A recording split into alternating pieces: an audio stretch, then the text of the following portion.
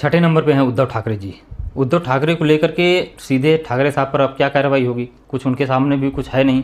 तो उसमें एक किशोरी पेडकर हैं, तो इनको लेकर के मामला ये है कि ये नया मुकदमा दर्ज किया गया और ये बीएमसी यानी जो म्यूनसिपल कॉरपोरेशन है मुंबई का, तो उसकी मेयर रही हैं और उसी के तहत जो है, और ये जो आदित्य ठाकरे और उद्धव ठाकरे की बहुत करीबी भी हैं, तो इस आधार पर उन्हें थोड़ा सा घेर करके और ठाकरे जी को जो है तोड़ने की कोशिश इस तरीके से की जा रही है।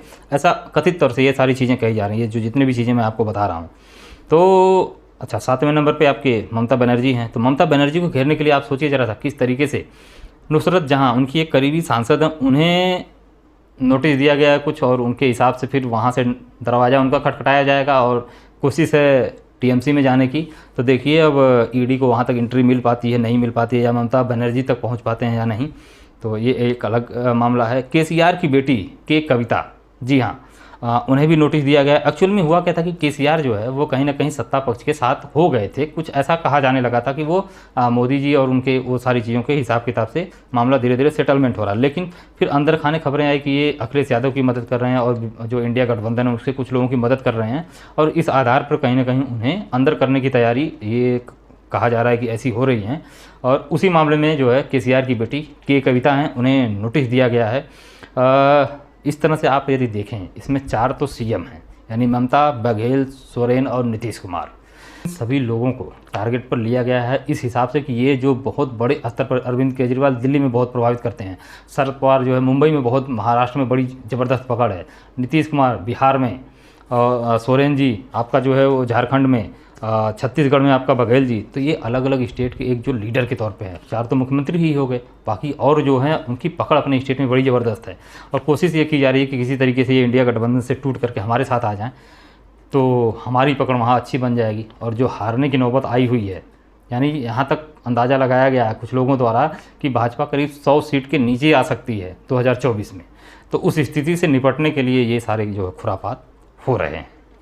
अच्छा, ये जितना भी चीज़ें मैंने बताई वो सब कुछ भूल जाइए, आप ज़रा सा ये सोचिए ईडी के पक्ष में, यानी ईडी के हिसाब से सोचिए कि यदि जेल भेज देती है ईडी इन सभी लोगों में, जो कुछ लोग हैं उनको नाम वाम सब भूल जाइए, बस ये सोच लीजिए कि इंडिया गठबंधन के कुछ लोगों को यदि ईडी जेल भेज दे तो क्या होगा।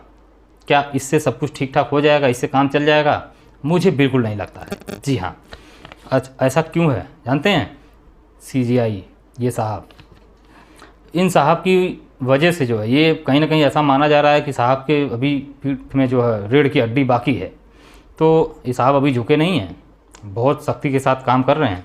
तो इस वजह से ऐसा लग रहा है कि यदि जेल भेज भी दिया गया तो बेल हो सकती है, और यदि ऐसा हो गया तो आप ज़रा सोचिए, जनता तो विक्टिम के साथ ही रहती है अक्सर, और यही वजह थी। अधिकतर मामले में ऐसा होता है कि जो दबाया गया है, यानी जो विक्टिम है, जिसको परेशान किया गया है, उसी के साथ जनता होती है, क्योंकि सहानुभूति एक इमोशन होता है।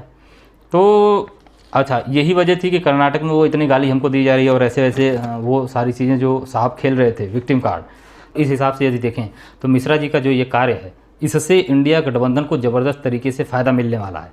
तो अब आप सोचेंगे कि यार अभी तो बता रहे थे सबको पकड़ के बंद करने वाले हैं, फिर बोल रहे हो कि उनको फ़ायदा हो जाएगा बंद करेंगे, तो मोदी जी इतना उल्लू तो है नहीं, इतना बुद्धू तो है नहीं कि ऐसा करेंगे। मैं बताता हूँ आपको, आप कन्फ्यूज मत होइए, मैं अभी आपका कन्फ्यूजन दूर करता हूँ। एक्चुअली इस मामले में जो मेन जो राज है, यानी जो खुरापात है, इसके अंदर जो गहरी साजिश है, वो मुझे जो लगता है वो यही है कि यह सिर्फ एक प्रेशर बनाने की रणनीति है। यानी आप सोच लीजिए कि राहुल गांधी को जिस तरीके से सज़ा दी गई, सज़ा हुई, वो सदस्यता गई और सारी चीज़ें फिर जैसे बहाली हुई, उस सारी प्रक्रिया को यदि आप एक बार ध्यान में रखेंगे और सोचेंगे कि क्या क्या हुआ और उसका जनता में क्या प्रभाव पड़ा, राजनीतिक स्तर से उसका क्या प्रभाव पड़ा, तो आपको मिलेगा कि कहीं ना कहीं वो जो घटना थी उससे राहुल गांधी समाज में एक नेता के तौर पर स्थापित हो गए। जो एक पप्पू वाली जो उनकी एक छवि बनाई गई थी, वो कहीं ना कहीं बहुत दूर छूट गई, और वो एक जननेता के तौर पे जनता के द्वारा स्वीकार कर लिए गए, और जनता को ऐसा लगने लगा कि अरे ये तो मेरी बात कर रहा है, ये तो हमारे रोटी कपड़े की बात कर रहा है, ये तो हमारे घर की बात कर रहा है।